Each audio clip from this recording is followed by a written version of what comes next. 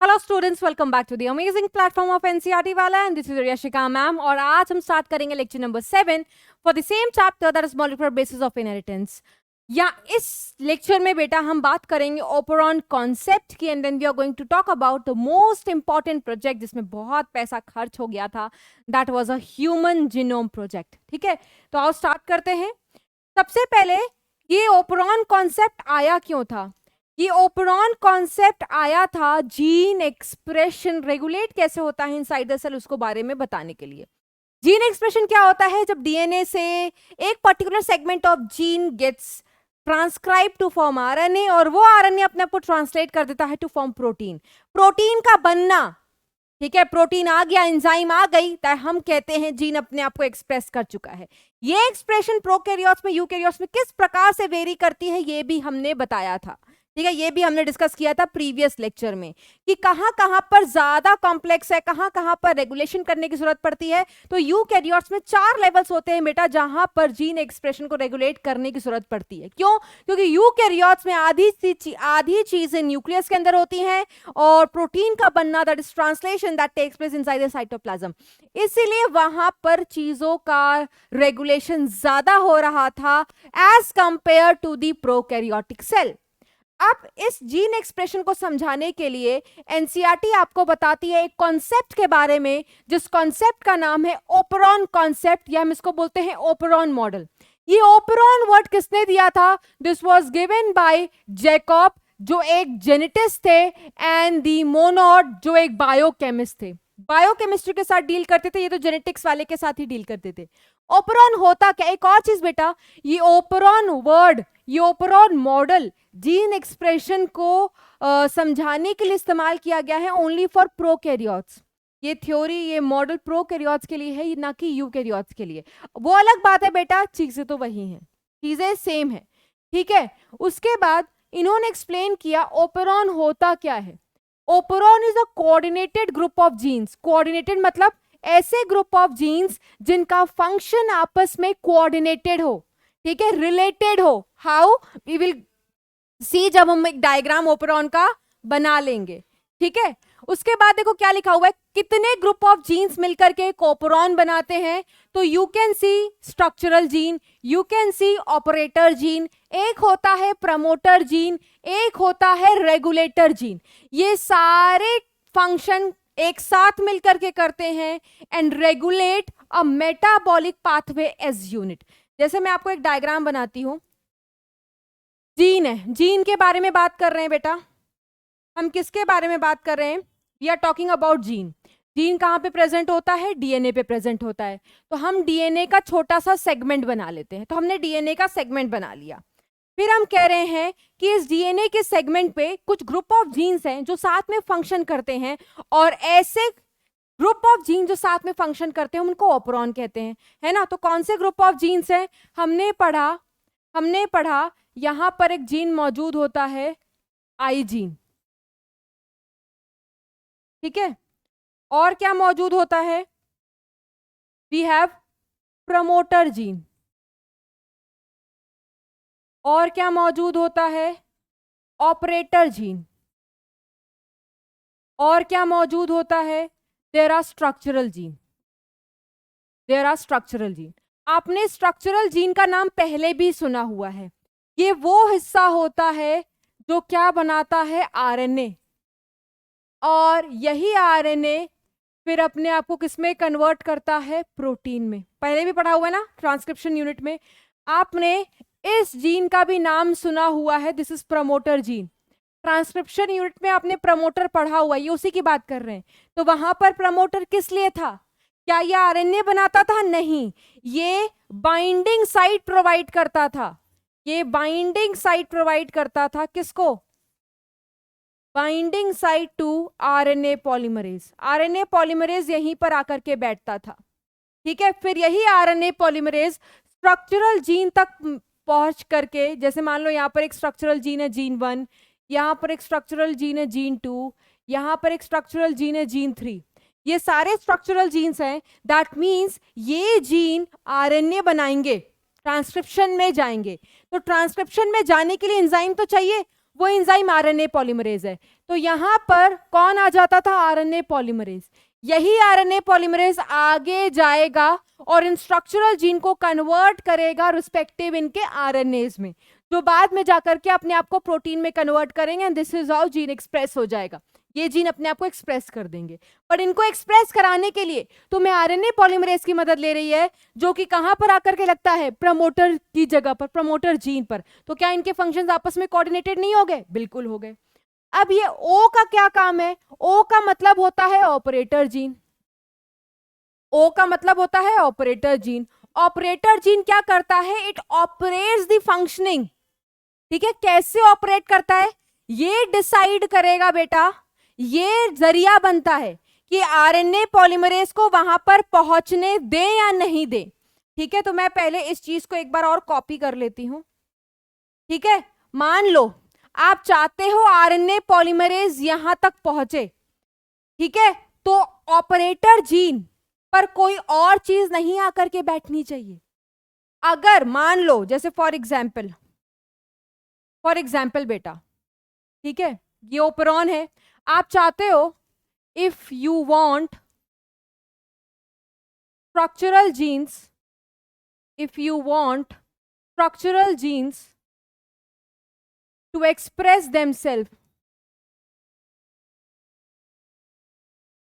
अगर आप चाहते हो स्ट्रक्चरल जीन्स अपने आप को एक्सप्रेस करें, तो क्या करोगे? आप चाहोगे ट्रांसक्रिप्शन हो, आप चाहोगे ट्रांसक्रिप्शन प्रेजेंट हो, और आप चाहोगे ट्रांसलेशन भी प्रेजेंट हो। अच्छा, इसको बताने से पहले ना मैं एक और चीज आपको एक्सप्लेन करना चाहती हूँ, ओपरॉन कॉन्सेप्ट पढ़ाने से भी पहले। ये देखो कि हमारे सेल में ना बेटा there are different types of genes, there are different types of genes. ठीक है, दो टाइप मेनली हम बोलते हैं, एक होती है बेटा कॉन्स्टिट्यूटिव जीन, ठीक है, और एक होती है बेटा लग्जरी जीन, लग्जरी जीन। ठीक है, कॉन्स्टिट्यूटिव जीन को बेटा हम हाउस कीपिंग जीन भी बोलते हैं। क्या बोलते हैं बेटा? House keeping gene. जैसे फॉर एग्जाम्पल बेटा, आप किसी होटल में जाते हो, अगर आपको कोई चीज जरूरत है, आपने फोन किया और हाउस कीपिंग स्टाफ हमेशा आपके मदद के लिए तत्पर तैयार है। सुबह मॉर्निंग के time if you are staying in a good hotel, तो वो क्या करते हैं, आपको बेल बजाएंगे एंड दे विल आस्क कि आपको टूथब्रश की किट तो नहीं चाहिए, डेंटल किट तो नहीं चाहिए, टॉयलेटरीज की किट तो नहीं चाहिए, कॉफी, शुगर, वो आपको दे करके जाते हैं वेदर यू नीड इट और नॉट। सिमिलरली हमारे सेल में कुछ ऐसे जीन्स होते हैं बेटा, जिनकी जरूरत हो या ना हो एक्सप्रेस होने की, वो हमेशा अपने आप को एक्सप्रेस करते हैं। तो ये कैसे जीन्स है? दे एक्सप्रेस एवरी टाइम, दे एक्सप्रेस एवरी टाइम, हमेशा इनका एक्सप्रेशन होता ही है, क्योंकि हमारे अंदर बेटा ऐसे बहुत सारे एसेंशियल प्रोसेस जैसे ग्लाइकोलिसिस, क्रेब्स साइकिल, इनके जो एंजाइम्स होंगे वो किसी ना किसी जीन से तो बने होंगे ना। ये एसेंशियल प्रोसेस है, दैट मीन्स ये हमेशा चलने चाहिए, तो ये एंजाइम्स हमेशा बनने चाहिए, और एंजाइम्स अगर हमेशा बनने चाहिए तो उनका रिस्पेक्टिव जीन हमेशा एक्सप्रेस होना चाहिए। तो such genes they are said to be housekeeping gene या कॉन्स्टिट्यूटिव जीन। ठीक है, और यहां पर एनसीईआरटी ने एग्जाम्पल लिया हुआ है लैक आई जीन का, बताऊंगी क्या होता है। ठीक है, ये एक हाउसकीपिंग जीन का एग्जाम्पल है, दैट मीन्स ये जीन हमेशा अपने आप को एक्सप्रेस करती है और कोई ना कोई प्रोटीन बना लेती है। उसके बाद लग्जरी जीन का मतलब क्या होता है बेटा? आप एक लग्जूरियस लाइफ हमेशा अफोर्ड कर लेते हो, हमेशा you are travelling in a business class every week. We are not Tata Ambani, है ना, हम टाटा अंबानी तो है नहीं। हाँ, हम अपने शौक के लिए आपने बहुत पैसे इकट्ठे किए और आपका शौक है ट्रैवल करना इन अ सुप्रीम बिजनेस क्लास, तो आप करोगे, एक बार वो शौक जरूर पूरा करोगे। बट क्या every time, every week, every day like Ambanis? नो, नहीं कर सकते हम ना। हम मिडिल क्लास फैमिली को अगर बिलोंग करते होंगे तो हम सोचेंगे ये चीज करना, लेकिन अगर शौक होगा कभी पूरा कर सकते हैं, हमेशा पूरा नहीं कर सकते। जैसे लग्जरी हर टाइम अफोर्ड नहीं कर सकते, उसी प्रकार से जीन्स भी ऐसी होती हैं जिनको हम लग्जरी जीन कहते हैं, दैट मीन्स वो हमेशा एक्सप्रेस नहीं होती हैं। जैसे आप कब एक लग्जरी अफोर्ड करो? जब आपका मन कर रहा है। ठीक है, बहुत मन कर रहा है, अपने शौक को पूरा कर रहे हो तब। सिमिलरली ये जीन तभी अपने आप को एक्सप्रेस करती हैं बेटा जब इनकी जरूरत पड़ती है। ठीक है, तो luxury gene not express all the time. ठीक है, they are expressed only when needed, only when needed। ठीक है, and they show switch off and switch on mechanism।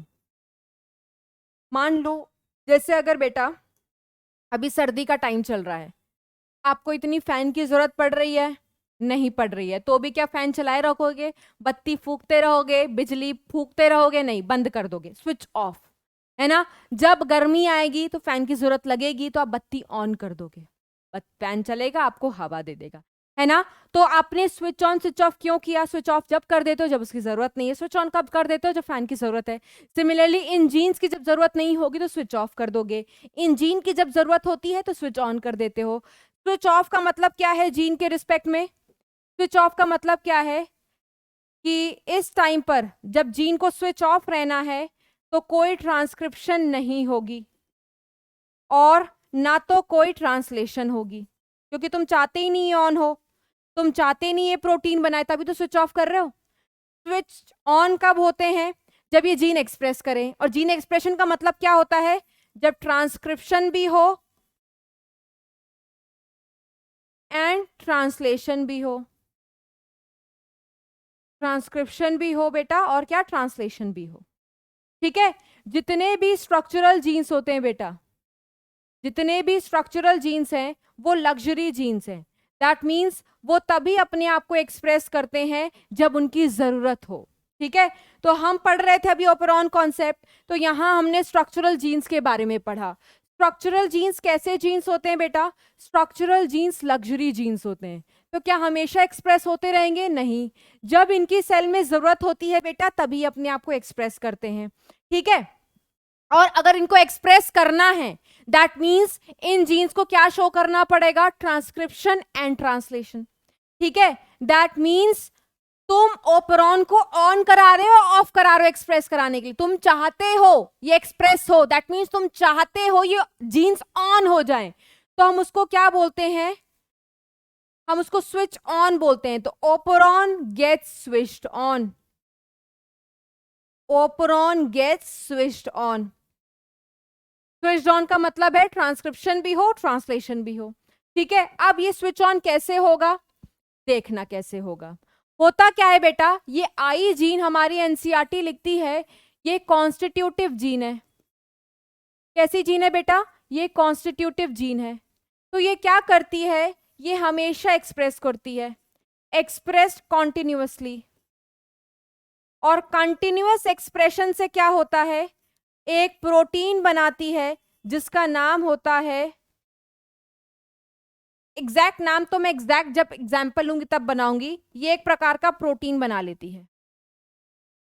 ठीक है, मान लो उसकी शेप कुछ इस प्रकार की है, मान लो उसकी शेप कुछ इस प्रकार की है। अगर ये प्रोटीन जा करके ऑपरेटर से बाइंड कर जाए, यहां हौच पौच नहीं करते, यहां पर बना लेते हैं।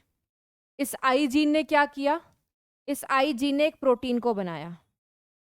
ठीक है, अगर ये protein gets bind to the, if this protein gets bind to operator, ठीक है, ये देखो ये यहां पर आकर के बैठ गया है। कौन बैठ गया है बेटा? ये वाली प्रोटीन आकर के बैठ गई। अब आप खुद सोचो बेटा, अगर इस सीट को ऑलरेडी इस वाले प्रोटीन ने ब्लॉक कर दिया तो आरएनए पॉलीमरेज आगे बढ़ पाएगा? आरएनए पॉलीमरेज का रास्ता तो ब्लॉक हो गया। आरएनए पॉलीमरेज का अगर रास्ता ब्लॉक हो गया तो ये आरएनए पॉलीमरेज स्ट्रक्चरल जीन तक पहुंच पा रहा है? नहीं। तो स्ट्रक्चरल जीन्स की ट्रांसक्रिप्शन होगी? नहीं। तो अगर ये रिप्रेसर प्रोटीन, अगर ये प्रोटीन जो ये वाला जीन बना रहा है आई जीन, वो ऑपरेटर जीन से जाकर के बाइंड कर जाए तो operon gets switched off, operon gets switched off. That means ना तो ट्रांसक्रिप्शन होने देगा ना ट्रांसलेशन होने देगा। दैट मीन्स ये इसलिए हो रहा है क्योंकि उस टाइम पर तुम्हें इन लग्जरी जीन्स की जरूरत ही नहीं है। अगर तुम्हें इस लग्जरी जीन्स की जरूरत होगी तो this protein will not bind to operator, तब ये ऑपरेटर से बाइंड नहीं करेगी। जब ये ऑपरेटर के साथ जाकर के नहीं चिपकेगी तो इसका रास्ता खाली है, ये आगे बढ़ जाएगा और ऑपरेटर के पास भी पहुंच जाएगा। ऑपरेटर के पास पहुंच गए स्ट्रक्चरल जीन्स के पास पहुंच जाएगा। जैसे स्ट्रक्चरल जीन्स के पास पहुंचेगा ये सारी जीन्स अपने आप को एक्सप्रेस कर देंगी। तो अगर ये प्रोटीन ऑपरेटर से बाइंड नहीं करता तो ओपरॉन स्विच ऑन हो जाएगा। तो हमने देखा कि ओपरॉन किस तरीके से स्विच ऑन और स्विच ऑफ हो सकता है, वो टोटली इस पे डिपेंडेंट है। ये बैठ जाए तो स्विच ऑफ करा देती है, ये ना बैठे तो स्विच ऑन करा देती है। और आप देख सकते हो सारे जीन्स के फंक्शन आपस में रेगुलेटेड हैं किस तरीके से। आई जीन को हम रेगुलेटर जीन कहते हैं। कॉन्स्टिट्यूटिव तो इसलिए कहते हैं ना क्योंकि हमेशा एक्सप्रेस होती है, बट ये कैसी जीन है? रेगुलेटर जीन है। आप देखो यही ओवरऑल रेगुलेट कर रही है। कैसे? बैठ गई तो नहीं कराने देगी ट्रांसक्रिप्शन एंड ट्रांसलेशन, नहीं बैठी तो कराने देगी। ठीक है, सो दैट इज वाई इसको रेगुलेटर जीन कहते हैं। सबका काम लिखो, लिखा हुआ है। रेगुलेटर जीन का काम क्या होता है? ये एक तरीके का बायोकेमिकल या एक रेगुलेटर प्रोटीन बनाती है which can act positively as an activator and negatively as an repressor। ठीक है, ये अभी रिप्रेसर की तरह काम कर रही है। आपके सिलेबस में इसका रिप्रेसर वाला ही रोल है। रिप्रेसर क्यों कह रहे हैं? ये जब जाकर के बाइंड कर रही है तो ओपरॉन हमारा काम नहीं कर पा रहा है। इस प्रकार के जब प्रोटीन कंट्रोल करते हैं हमारे ओपरॉन को, इस प्रकार के कंट्रोल को नेगेटिव कंट्रोल कहा गया है। हमारी एनसीईआरटी लिखती है पॉजिटिव कंट्रोल भी होता है बेटा, बट आपके सिलेबस में सिर्फ नेगेटिव कंट्रोल है। ठीक है, उसके बाद ये क्या करती है? It controls the activity of operator gene. कैसे? अभी आपको एक्सप्लेन किया। ऑपरेटर जीन क्या होते हैं? ये वो जीन है जो रिसीव करता है प्रोडक्ट ऑफ रेगुलेटर जीन। अगर कर गया तो समझ लो ट्रांसक्रिप्शन ट्रांसलेशन गई, नहीं करेगा तब ट्रांसक्रिप्शन एंड ट्रांसलेशन होगी। प्रमोटर जीन क्या होते हैं? ये अटैचमेंट प्रोवाइड करते हैं आरएनए पॉलीमरेज के लिए। स्ट्रक्चरल जीन वो होता है जो अपने आप को एमआरएनए में कन्वर्ट करता है, उसके बाद अपने आप को प्रोटीन पॉलीपेप्टाइड चेन में कन्वर्ट करता है। सबका हमने काम भी लिख लिया। अब ओपरॉन कॉन्सेप्ट को अच्छे से और एक्सप्लेन करने के लिए यहाँ पे तो हमने सिर्फ वर्किंग देखी, कब स्विच ऑफ कब स्विच ऑन होता है। इसको प्रॉपर एक्सप्लेन करने के लिए एनसीईआरटी हमारे एक एग्जाम्पल लिखती है लैक ओपरॉन का। और भी ओपरॉन्स होते हैं बेटा, histidine operon is there, TRP operon is there, val operon is there, valine, tryptophan, histidine. NCERT सिर्फ लैक ओपरॉन को ही एक्सप्लेन करती है। यहां पर लैक का मतलब क्या होता है? यहां पर लैक का मतलब होता है बेटा लैक्टोज। ठीक है, और इस केस में लैक्टोज एक्ट करता है एज इंड्यूसर। सबका मतलब एक्सप्लेन किया जाएगा। मान लो बेटा आप एक लैब में हो और काम कर रहे हो। ठीक है, इस लैब में आपने एक पेट्री डिश लिया, मतलब एक बर्तन समझ लो, जिसपे तुम एक ई कोलाई को ग्रो करने वाले हो। ठीक है, ये है तुम्हारा ई कोलाई का cell, this is E coli cell. बेटा तुम किसी भी एक बैक्टीरिया को अपने कल्चर मीडियम में ग्रो करोगे तो तुम्हें उसको खाने के लिए कुछ ना कुछ तो देना ही पड़ेगा। ठीक है, एज अ न्यूट्रिएंट मीडियम, तो इसको भी तुम्हें कुछ खाने के लिए देना पड़ता है। बेस्ट न्यूट्रिएंट मीडियम होता है तुम ग्लूकोज दे दो, बट हो सकता है तुम्हारे लैब में उस टाइम पे ग्लूकोज अवेलेबल नहीं है। तुमने ग्लूकोज ना दे करके तुमने मीडियम में क्या डाल दिया? लैक्टोज। अब लैक्टोज क्या है बेटा? लैक्टोज एक डाइसैकेराइड है। डाइसैकेराइड का मतलब जब आप बेहोश होते हो बेटा तो आपको चीनी क्यों खिलाई जाती है? चीनी इज ग्लूकोज। तुम जैसे ही, अब बेटा तुम किचन में जाते हो, तुमको चक्कर आ रहा है, तुम्हें भी लगता है कि नहीं मुझे भी कोई एनर्जी चीज लेनी है कुछ, तो वो तुम्हें खानी पड़ती है ना। अपने आप उसको देख करके तो किचन में हो, तुम चले गए तो एब्जॉर्ब थोड़ी कर लेगा तुम्हारा cell, you have to engulf it, है ना। सिमिलरली जब मीडियम में लैक्टोज दिया गया तो बैक्टीरिया को उस लैक्टोज को लेना पड़ेगा, तभी तो वो उसके सेल के अंदर घुसेगा, तभी तो वो उसको एनर्जी प्रोवाइड करेगा। अब ग्लूकोज तुम्हें फटाफट क्यों खिलाया जाता है? क्योंकि जैसे ही तुम्हारे शरीर में जाता है वो टूटता है, वो एनर्जी दे देता है, क्योंकि वो मोनोसैकेराइड है, क्योंकि वो सिंपल फॉर्म ऑफ शुगर है। अब यहां पर एनर्जी के लिए दिया गया लैक्टोज। लैक्टोज एक डाइसैकेराइड है, दैट मीन्स ये कॉम्प्लेक्स शुगर है। अगर तुम्हें एनर्जी चाहिए तो तुम्हें पहले उसको तोड़ना पड़ेगा। किसमें? ग्लूकोज और गैलेक्टोज में तोड़ना पड़ेगा। जब ये टूटेगा तभी तो लैक्टोज एनर्जी देगा। अब तोड़ने के लिए क्या चाहिए? एंजाइम्स चाहिए, है ना? तो हमारा जो ई कोलाई का बेटा डीएनए है, ये क्या है? ई कोलाई सेल का डीएनए है। उसके पास ऐसे जीन्स मौजूद हैं बेटा जो क्या क्या कराते हैं। सबसे पहली बात तो लैक्टोज को तोड़ेंगे सो दैट वो मोनो सिंपल फॉर्म में आए, तभी तो एनर्जी मिले। दूसरा, एक ऐसा जीन मौजूद है बेटा जो लैक्टोज को मीडियम से बैक्टीरिया सेल के अंदर ले जाए। अगर वो बैक्टीरिया सेल के अंदर जाएगा ही नहीं, जैसे चीनी तुम्हारे अंदर जाएगा नहीं, तुम खाओगे नहीं, एनर्जी कैसे मिलेगा? तो ये सब कराने के लिए जो ई कोलाई के पास डीएनए है, उसके पास जो जीन्स है, उसको एक्सप्रेस कराना पड़ेगा। दैट मीन्स इन जीन्स को ऑन कराना पड़ेगा। दैट मीन्स यहां पर तुम्हें क्या शो करना पड़ेगा? क्या शो करना पड़ेगा बेटा? Switch on mechanism. ठीक है, तो आओ देखते हैं स्विच ऑन मैकेनिज्म क्या होता है। ये देखो, ये देखो, अगर हम कहें, क्या कहें हम? मान लो मीडियम में क्या प्रेजेंट है बेटा? लैक्टोज प्रेजेंट है। ऐसा आप इमेजिन करो, इफ लैक्टोज प्रेजेंट, ठीक है, दैट मीन्स अगर लैक्टोज है, तुमने बैक्टीरिया को खाने के लिए लैक्टोज दिया है, तो तुम्हें एंजाइम्स भी चाहिए होंगी उस लैक्टोज को सेल के अंदर घुसाने के लिए और उस लैक्टोज को तोड़ने के लिए। अगर एंजाइम चाहिए तो तुम्हें जीन्स को एक्सप्रेस कराना पड़ेगा। तो उस टाइम पे क्या शो होगा? स्विच ऑन या switch off mechanism? Switch on mechanism. Switch on कैसे होता है ऑलरेडी आपको एक्सप्लेन किया हुआ है। आओ देखो, अब यहां पर एनसीईआरटी प्रॉपर डीएनए बनाई हुई है। ये किसका डीएनए है? ई कोलाई का डीएनए है। और किस कंसेप्ट को समझने के लिए? लैक ओपेरॉन का। क्योंकि ये सारे जो एंजाइम्स या जीन्स लगे हुए हैं ये लैक के हैं, तो कहीं कहीं पर वर्ड लैक भी लगा होता है। This is lac I, this is lac P, ठीक है, दिस इज लैक ओ, इसको लैक जेड बोल सकते हो, लैक वाई बोल सकते हो, और लैक जेड ए बोल सकते हो। ठीक है, तो अगर कहीं इन वर्ड्स के आगे, इन जीन्स के आगे लैक लगा हो ना, तो कंफ्यूज मत हो जाना। लैक इसलिए लगा है क्योंकि ये सारे जीन्स स्पेसिफिकली लैक्टोज के लिए हैं। ठीक है, अब देखो, ये आई जीन है।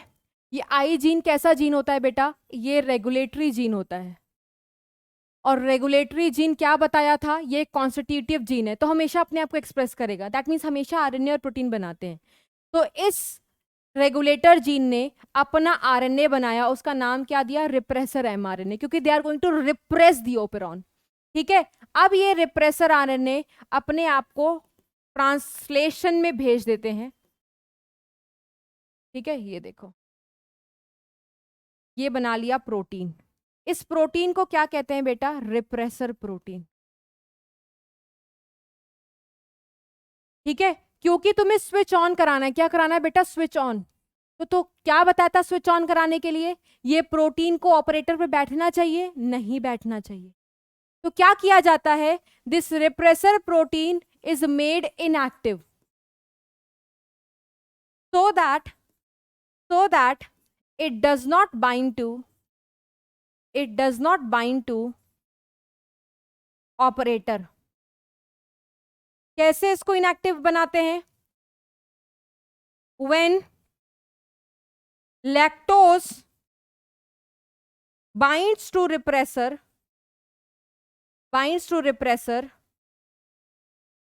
repressor become inactive.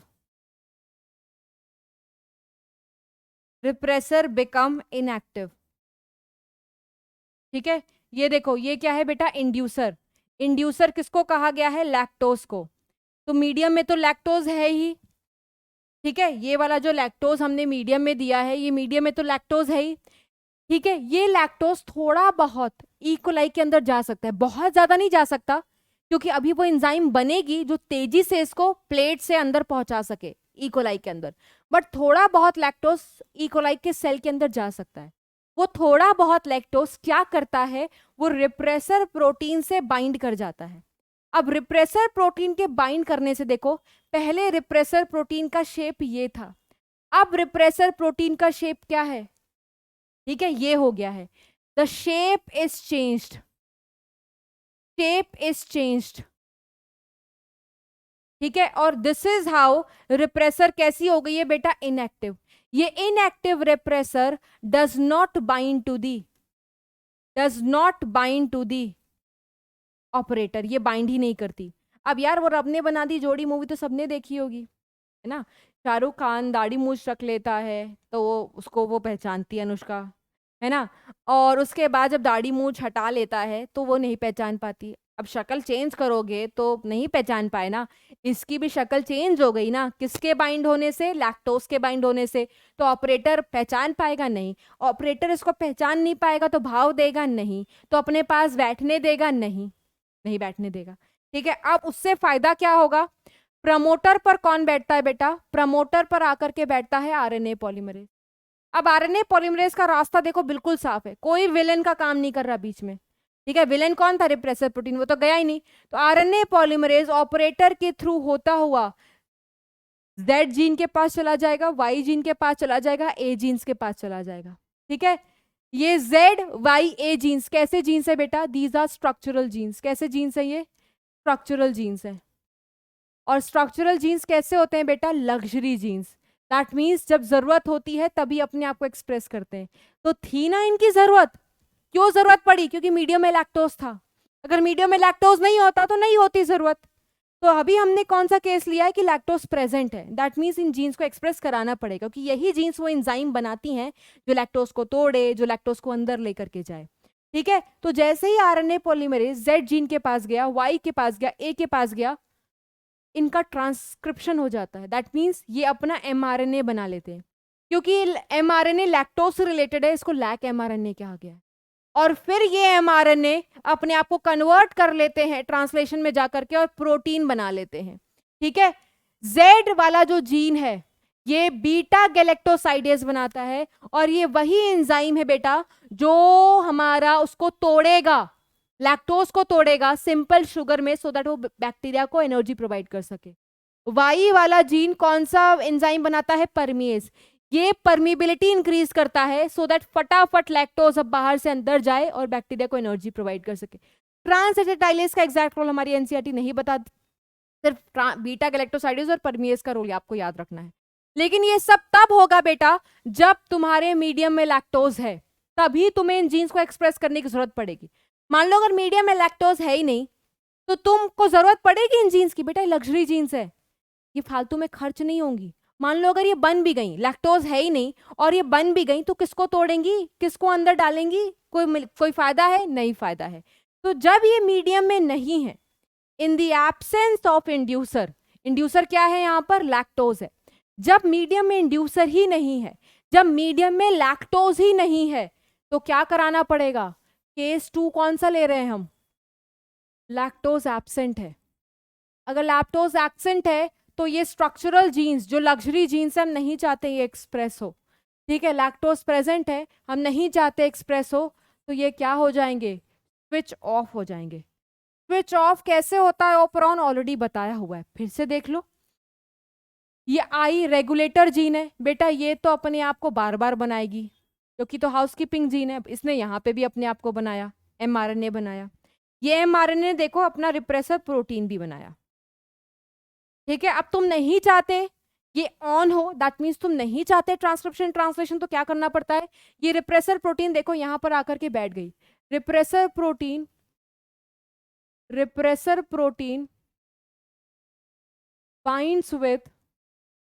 Binds with operator, और जिसकी वजह से क्या हुआ, एंड ब्लॉक्स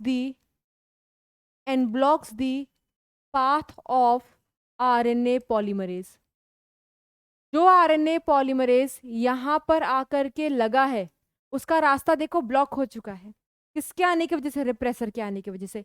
अब ये आरएनए पॉलीमरेज ZYA जीन्स तक नहीं पहुंच पाएगा, ना पहुंचेगा ना तो इनको कन्वर्ट कर पाएगा एमआरएनए और प्रोटीन में। तो देखो लिखा हुआ है रिप्रेसर प्रोटीन ऑपरेटर से बाइंड कर जाती है और आरएनए पॉलीमरेज को प्रिवेंट करती है फ्रॉम ट्रांसक्राइबिंग दी ओपरॉन। जब ओपरॉन का ट्रांसक्रिप्शन ट्रांसलेशन हुआ ही नहीं तो ऐसे ओपरॉन को क्या बोलते हैं बेटा? Switch off. ये तभी होता है जब इन एंजाइम की जरूरत नहीं है। क्यों नहीं जरूरत है? क्योंकि लैक्टोज ही नहीं है। ठीक है जी, तो ये है। तो हमने क्या पढ़ा? ये देखो, लैक ओपरॉन में 3 स्ट्रक्चरल जीन्स हमने पढ़े, दैट मीन्स 3 लग्जरी जीन्स पढ़े। कौन कौन से लग्जरी जीन्स है बेटा? Lac Z, lac Y, lac A। इन वर्ड के आगे लैक इसलिए लगा हुआ है because the respective genes lactose के लिए, जब लैक्टोज होगा तभी वर्क करेंगे, तभी अपने आप को एक्सप्रेस करेंगे, अदरवाइज नहीं। मतलब ये switch off switch on show कर रहे हैं, दैट मीन्स ये लग्जरी जीन है, जब जरूरत होगी तभी आएंगे।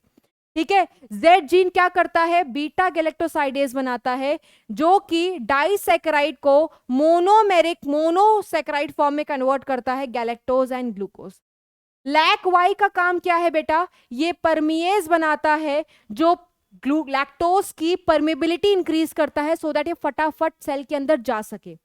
लैक ए का काम है बेटा ट्रांस एसिटाइलेज को कोड करना, इसका एग्जैक्ट रोल कहते हैं, सिर्फ इनके एक्टिविटीज में हेल्प करता है, आपको और ज्यादा डिटेल नहीं जानना है। उसके बाद ऑपरेटर का काम आपको ऑलरेडी बता ही दिया, ऑपरेट करना। प्रमोटर का काम आपको पता है, provides binding site for RNA polymerase, लिखा हुआ है पहले ही ओपरॉन कॉन्सेप्ट में। रेगुलेटर जीन का भी आपको काम बता दिया है। इनके तो वही डिट्टो सेम पॉइंट्स होंगे जो आपने यहां पर लिखा है, ये देखो, प्रमोटर का काम वही, ऑपरेटर का काम वही, स्ट्रक्चरल जीन्स का काम वही है। ठीक है, सॉरी, रेगुलेटर जीन का काम वही है।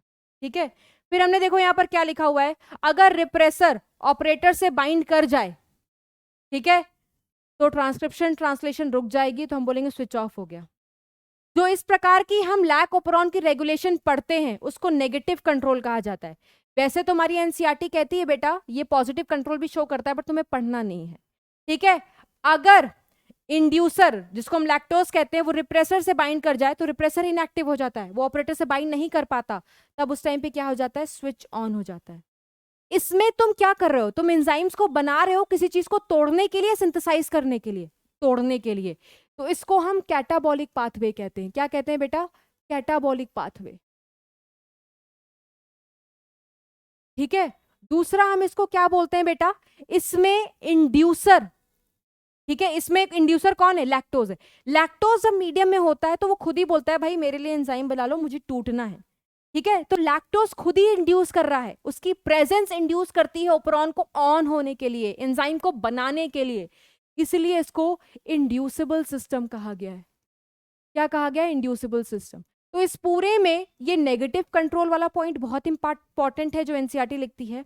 और एनसीईआरटी ये भी लिखती है बेटा, रीड करना, कि स्मॉल अमाउंट ऑफ लैक्टोज जो तुमने मीडियम में दिया था, स्मॉल अमाउंट ऑफ लैक्टोज जो तुमने मीडियम में दिया था वो थोड़ा सा पहले अंदर चले जाना चाहिए, थोड़ा सा, बहुत ज्यादा तब जाएगा जब परमिएज बन जाएगी, बट थोड़ा सा चले जाना चाहिए। वो थोड़ा सा क्यों बोलती है? सो दैट वो थोड़ा अमाउंट ऑफ लैक्टोज इस रिप्रेसर से बाइंड कर जाए और इसको इनएक्टिव बना ले, तभी आरएनए पॉलीमरेज यहां तक पहुंचेगा और तब बनाता है परमिएज। जब ये परमिएज बन जाता है तब फटाफट तेजी में मीडियम से लैक्टोज इकोलाई सेल के अंदर जाएगा, बीटा गैलेक्टोसाइड इसको तोड़ेगा और फिर इकोलाई को एनर्जी मिल जाए।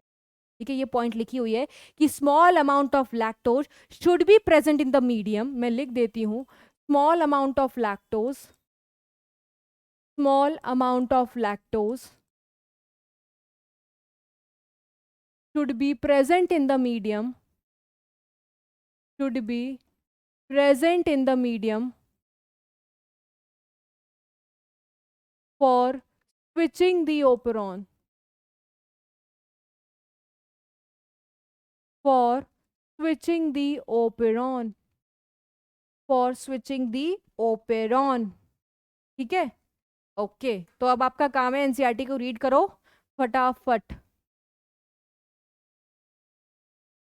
ओके, तो आपको एक और डायग्राम दिखाते हैं बेटा, सो दैट आपको और क्लियर हो जाए। वो एनसीईआरटी का डायग्राम नहीं है, वो मैंने अपनी तरफ से ऐड किया है।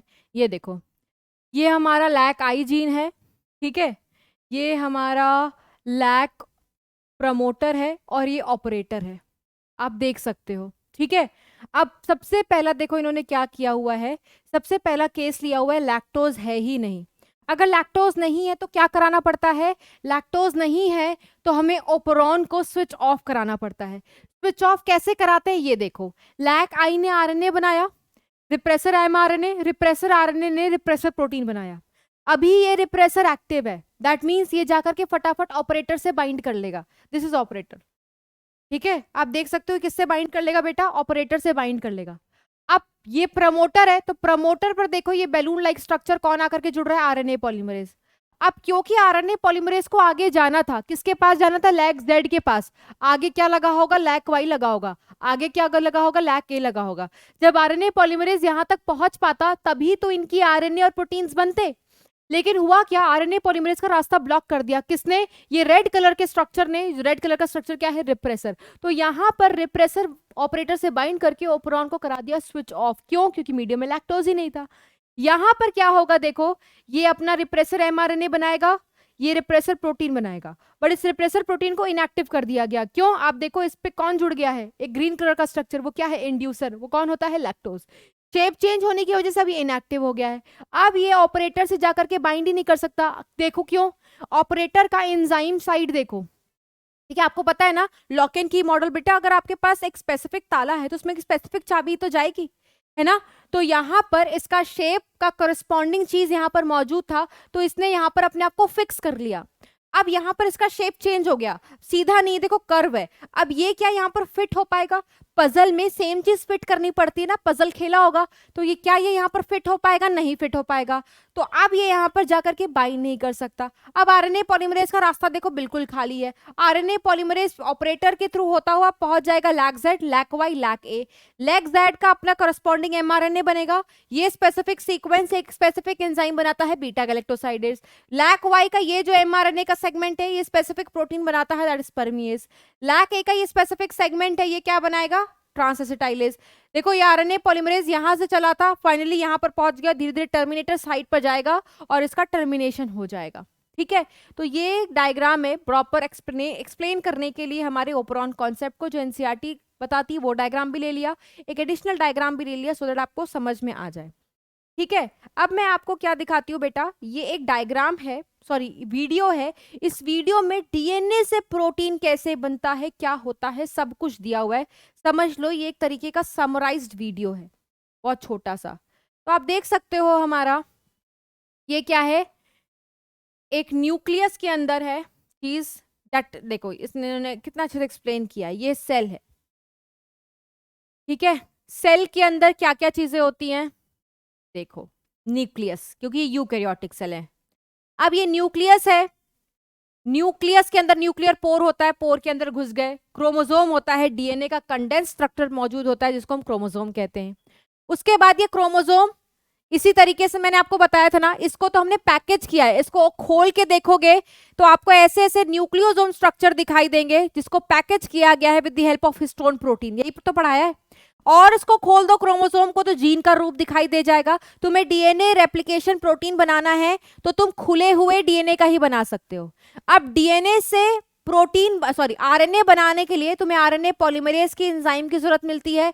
आरएनए पॉलीमरेज अपना स्पेसिफिक न्यूक्लियोटाइड ऐड करता जाता है और ये न्यूक्लियोटाइड कॉम्प्लीमेंट्री होते हैं और सिंगल स्ट्रैंड आरएनए देखो बनती चली जा रही है, देखो बनती चली जा रही है, बनती चली जा रही है। आरएनए पॉलीमरेज घूमता चला जा रहा है आगे और specific nucleotides they are being added. अब ये जो आरएनए बन के आया सिंगल स्ट्रैंडेड आरएनए होता है जिसको मैसेंजर आरएनए बोलते हैं। यही मैसेंजर आरएनए प्रोटीन बनाएगा, बट ये मैसेंजर आरएनए न्यूक्लियस के अंदर बना है, पहले इसको न्यूक्लियस से बाहर निकालना पड़ेगा।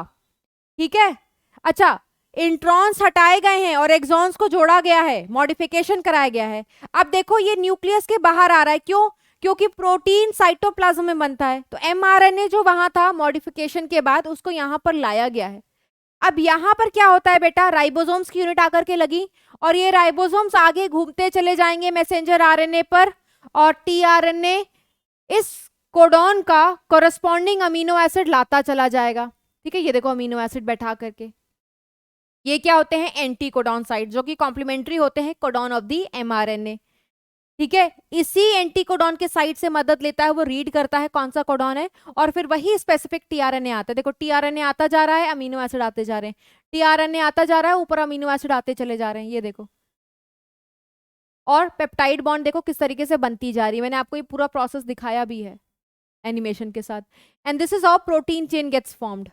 ये तब तक होता रहता है जब तक टीआरएनए स्टॉप कोडॉन्स तक ना पहुंच जाए। ठीक है, ये देखो, ये देखो कल क्या आ गया ना। तो दिस इज हाउ, फिर जो चेन बनी है ये कंडेंस्ड हो जाएगी और बन जाएगा तुम्हारा प्रोटीन। ठीक है, दिस इज प्रोटीन। जबकि प्रोटीन के बना किसका है, अमीनो एसिड, बहुत सारे अमीनो एसिड का। तो हमने पूरा समराइज भी कर लिया बेटा, हमने पूरा समराइज भी कर लिया कि किस तरीके से एक डीएनए से प्रोटीन बनता है। और जब डीएनए प्रोटीन में कन्वर्ट हो जाता है, part of the DNA gets converted into protein, उसी चीज को हम बोलते हैं जीन एक्सप्रेशन। तो जीन एक्सप्रेशन भी हमने समझ लिया। अब जो हमारा अगला है, ठीक है, that is human genome project. आज ह्यूमन जीनोम प्रोजेक्ट का सिर्फ इंट्रोडक्टरी सेक्शन हम पढ़ेंगे, मेथोडोलॉजीज हम कवर करेंगे डीएनए फिंगरप्रिंटिंग के साथ अगले लेक्चर में। ठीक है, तो ह्यूमन जीनोम प्रोजेक्ट को बेटा मेगा प्रोजेक्ट कहा गया था। मेगा मतलब बहुत बड़ा प्रोजेक्ट था। इसको बहुत बड़ा प्रोजेक्ट क्यों लिया गया था, क्योंकि देखो बेटा पहली बात तो ये 1990 में स्टार्ट हुआ था। ठीक है, इट वाज स्टार्टेड इन 1990, और ऐसा लगा था कि it will be completed in 2003। It will be completed in 2003। तो कितने साल हो गए बेटा, 13 साल। तो ये मेगा प्रोजेक्ट है क्योंकि साल भी बहुत ज्यादा लग गया था। ऐसा सोचा गया था बेटा 2003 में कंप्लीट होगा, बट आप एनसीईआरटी पढ़ना, मैं आपको बताऊंगी कि ये 3 साल प्रोजेक्ट डिले हो गया था। रीजन बताया जाएगा क्यों डिले हो गया था। अब इतना बड़ा प्रोजेक्ट, इसका नाम, इसको मेगा प्रोजेक्ट क्यों बोला है बेटा, क्योंकि इसको करने के लिए बड़ा पैसा लगा था। ठीक है, क्योंकि अगर ह्यूमन की सीक्वेंसिंग हो जाएगी, ह्यूमन सेल का कंटेंट पता चल जाएगा, जो आज हम बोलते हैं ना कि हमारे पास 6.6 और 10⁹ बिलियन बेस पेयर्स है, बेटा इसी से पता चला था। आज जो हम बोलते हैं ना कि हमारे पास 30,000 जीन्स हैं, इसी से पता चला था। हम जो बोलते हैं ना क्रोमोसोम वाई सबसे छोटा है, इसी से पता चला था। क्रोमोसोम 1 सबसे बड़ा है, इसी से पता चला था। तो everything we got to know because of this project. अगर ये प्रोजेक्ट नहीं पता चलता, हमें अपने सेल जीन्स के बारे में नहीं पता चलता, तो आज जो बीमारियां हम क्यूरेट कर पा रहे हैं, क्योर कर पा रहे हैं, वो भी नहीं कर पा रहे होते। ठीक है, तो इतना इंपॉर्टेंस था इस जीनोमिक स्टडी का। सिर्फ ह्यूमन का ही नहीं हुआ बेटा, ह्यूमन के साथ साथ ऐसे नॉन ह्यूमन मॉडल की भी सीक्वेंसिंग हो रही थी, क्योंकि जब तक आप किसी चीज को सीक्वेंस नहीं करोगे, आप उसके लिए फिर कुछ नहीं कर सकते, क्योंकि आपको उसका जीन के बारे में नहीं पता, जो सबसे इंपॉर्टेंट चीज है। तो इसीलिए हमारे बारे में जानने के लिए, सो दैट कुछ डिजीजेस के बारे में आपको पता चल सके, उनको क्योर कैसे करना है, दवाइयां कैसे लानी है, इस प्रोजेक्ट का कंप्लीट होना, सक्सेसफुल होना बहुत जरूरी था। तो इस प्रोजेक्ट को कोऑर्डिनेट किया था US department of energy and national institute of health. बाद में मतलब ट्रस्ट जो फंड प्रोवाइड करने थे वो इन्होंने किया था। बाद में यूके का एक ट्रस्ट है जिसको वेलकम ट्रस्ट बोलते हैं, ये बाद में जुड़ा था, बट बाद में इन्होंने बहुत ज्यादा पैसा खर्च किया, तो ये मेजर कंट्रीब्यूटर इन्वेस्टर हो गए इस प्रोजेक्ट के। कोई प्रोजेक्ट, कोई नई चीज आती है, शार्क टैंक तो सबने देखा होगा, है ना, तो पता है ना क्या करते हैं। ठीक है, उसमें पैसा लगाना पड़ता है किसी नई चीज की टेक्नोलॉजी में, प्रोजेक्ट में, तो इनको भी पैसा लगाना पड़ता है। ज्यादा पैसा लगाता है वो ज्यादा बड़ा इन्वेस्टर्स होता है, तो इन्होंने बहुत ज्यादा पैसा लगाया था। और बेटा अगर ह्यूमन के बारे में पता चलेगा, बीमारी सिर्फ इंडिया में क्योर हो पाएंगी नहीं, ऑल ओवर देश, ऑल ओवर दी कंट्री फायदा होगा, हर कंट्री को फायदा मिलेगा। तो ये एक कंट्री का प्रोजेक्ट नहीं था, सारे कंट्री वाले मिल करके इस प्रोजेक्ट के साथ डील कर रहे हैं। तो देखो क्या क्या लिखा हुआ है, जापान से भी हेल्प मिली, फ्रांस से भी हेल्प मिली, जर्मनी से भी हेल्प मिली, चाइना से भी हेल्प मिली, और अदर्स। हर कंट्री के scientist they were working together for this project कि ये सक्सेसफुल हो जाए। ठीक है, अब ये प्रोजेक्ट एनसीईआरटी लिखती है कंप्लीट हो चुका था, ये एक जगह ऐसा लिखती है, फिर एक जगह लिखती है डिले हो गया, तो दोनों बातें लिखती है एनसीईआरटी। ठीक है, देखो इसको मेगा प्रोजेक्ट कहने के पीछे बड़े सारे रीजंस हैं, क्योंकि बहुत ज्यादा कॉस्ट एस्टिमेट किया गया था। ठीक है, कितना, 9 बिलियन यूएस डॉलर। ठीक है, 9 बिलियन यूएस डॉलर। हमारे पास 6.6 अगर जीनोमिक कंटेंट लें तो हमारे पास 3.3 इंटू 10⁹ बेस पेयर्स है। 10⁹ बेटा बिलियन ही होता है। ठीक है, तो अगर टोटल कॉस्ट 9 बिलियन था, दैट मीन्स एक बेस पेयर का कॉस्ट निकालोगे तो कितना आएगा, यूएस डॉलर 3 US डॉलर।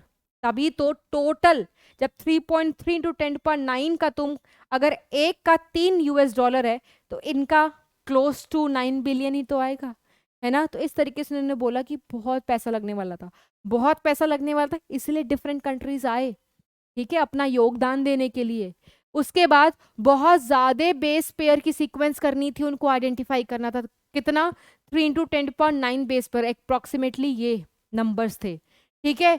और इतने सारे करने के लिए बेटा आपको लार्ज नंबर ऑफ टेक्नीशियंस चाहिए थे, बहुत सारा स्टाफ, मतलब बहुत ज़्यादा मैन पावर चाहिए था, जिसमें साइंटिस्ट, स्टाफ, टेक्नीशियन सब कोई आए, ठीक है। उसके बाद इस डेटा को स्टोर करना था, ठीक है। अब देखो तुम्हें डीएनए की इंफॉर्मेशन को स्टोर करनी है, ठीक है। उस टाइम पे बेटा ऐसा कोई कंप्यूटर बेस्ड प्रोग्राम नहीं था, जैसे आज तुम लोग बहुत सारे कोडिंग्स पढ़ते हो, ठीक है, कंप्यूटर में, ठीक है। उसी प्रकार के साइंस में भी जो डीएनए को सीक्वेंस के इंफॉर्मेशन को स्टोर कर सके, तो एक साइंस है अभी जिसका नाम है बायो इन्फॉर्मेटिक्स। उस टाइम पर ये नहीं थी, अगर ये होती तो चीज़ें और इजी हो जाती, ठीक है। स्टोर करने के लिए डेटा आपके पास एक सॉफ्टवेयर, एक प्रोग्राम होता, बट उस टाइम पर नहीं था। तो इनको जो इंफॉर्मेशन थी डीएनए की, डीएनए के पास इंफॉर्मेशन होती बहुत सारी चीज़ों की, तो इनको इंफॉर्मेशन स्टोर करना था, ये इनके लिए बहुत बड़ा टास्क था, क्योंकि इंफॉर्मेशन इतनी बड़ी थी। ऐसा कहा गया कि हम अगर इंफॉर्मेशन को, न्यूक्लियोटाइड के सीक्वेंस को लिखने लग जाएं तो उसके लिए आपको 3,300 बुक्स लग जाएंगी, कितना ज्यादा है। और हर बुक में बेटा 10-20 पेज नहीं होता, 1,000 पेज होता, और हर पेज में कितने लेटर्स होते, 1,000 टाइप लेटर्स होते, ठीक है। However high speed computational device for storage retrieval, मतलब निकालने के लिए और एनालाइज करने के लिए, made it easier to do the same, ठीक है। अगर ये होता तो चीजें बहुत इजी हो जाती, स्टोर करना, एनालाइज करने से। कंप्यूटर है, पुराने जमाने में बेटा हर लोग खाता मेंटेन करते थे, बैंक्स में हो, कुछ भी हो, बट अब तुमने देखा होगा चीजें कितनी इजी हो गई हैं, जब डिजिटलाइजेशन बहुत कॉमन हो गई है। अब तुम खुद सोचो, मेरा कार्ड कब से एक्सपायर किया, पर मुझे ज़रूरत ही नहीं पड़ती अपने डेबिट कार्ड के रिन्यूअल की या किसी भी चीज़ की। आपके साथ भी ऐसा होता क्यों, अब तो हर चीज़ डिजिटलाइजेशन है ना, फटाफट पेटीएम निकाला, फोन पे निकाला, गूगल पे निकाला, एवरीथिंग इज अवेलेबल ऑन छोटा सा ऐप, ठीक है, छोटा सा योर फोन, ठीक है। कैश कौन रखता है, बहुत कम लोग, जैसे मम्मी पापा अभी भी थोड़े रखते हैं, जैसे मेरे मम्मी पापा भी, बट क्योंकि थोड़ा डरते हैं, फ्रॉड आजकल बहुत ज़्यादा होता है, नहीं तो हम बच्चे सारे ऐसे ही करते हैं, ऐप से सब कुछ पे कर देंगे, बैठे बैठे ऑनलाइन सारी चीज़ें मंगा लेते हैं, पहले ऐसा नहीं होता था, ठीक है। और इसके साथ साथ ये एक नई टेक्नोलॉजी साइंस की इन्वेंट कर रहे थे, जिसका नाम था बायो इन्फॉर्मेटिक्स। अगर आप गूगल करोगे ना, मेरे बहुत सारे फ्रेंड्स है, they are doing research on this bio informatics, some of them are doing from a good reputed college, for example IIT Roorkee. तो वो बताते हैं, ठीक है, ये एक ऐसी साइंस है जिसमें प्रोग्रामिंग कर सकते हो, सीक्वेंस को एनालाइज कर सकते हो, डीएनए के इंफॉर्मेशन को स्टोर किया जा सकता है। तो साइड बाय साइड वो इस टेक्नोलॉजी पे भी वर्क कर रहे थे, ठीक है। उसके बाद हम पढ़ेंगे गोल्स, किसका गोल्स बेटा, एचजीपी का गोल्स, ठीक है। क्या गोल है कि जितने भी जीन्स हमारे ह्यूमन के पास हैं सबको आइडेंटिफाई करना।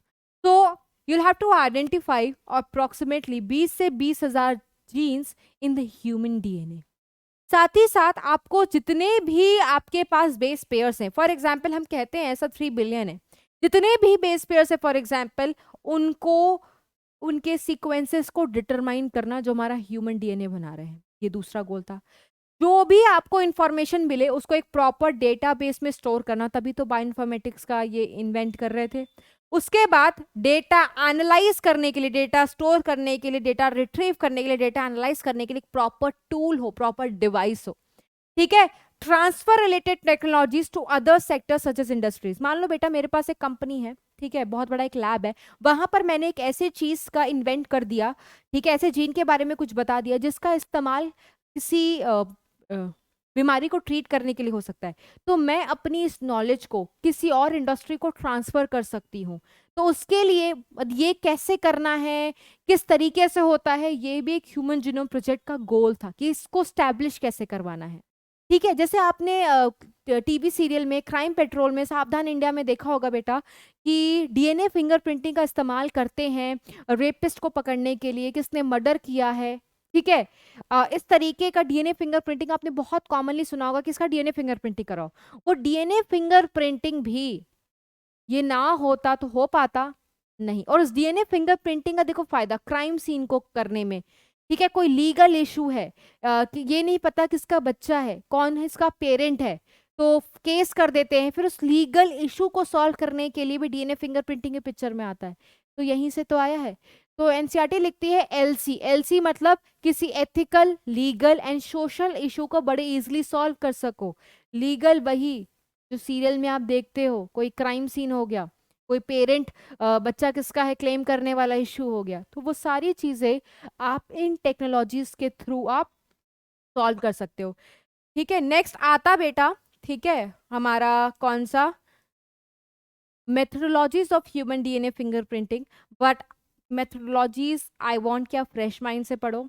ठीक है, तो नेक्स्ट क्लास में हम पढ़ेंगे methodologies of human genome project. जब ये प्रोजेक्ट हो गया तो क्या क्या रिजल्ट मिले वो पढ़ने वाले हैं, and then we are going to do the DNA fingerprinting part. ठीक है, और फिर एक वीडियो देखेंगे डीएनए फिंगरप्रिंटिंग के लिए। आपने सुना है, आप नॉलेज रखते हो डीएनए फिंगरप्रिंटिंग के बारे में, पर थोड़ा वीडियो देख लेंगे कि प्रोसेस कैसा होता है, तो बहुत इजी हो जाएगा आपके लिए। ठीक है, तो मिलते हैं नेक्स्ट लेक्चर में, तब तक के लिए bye bye and take care everyone, bye bye.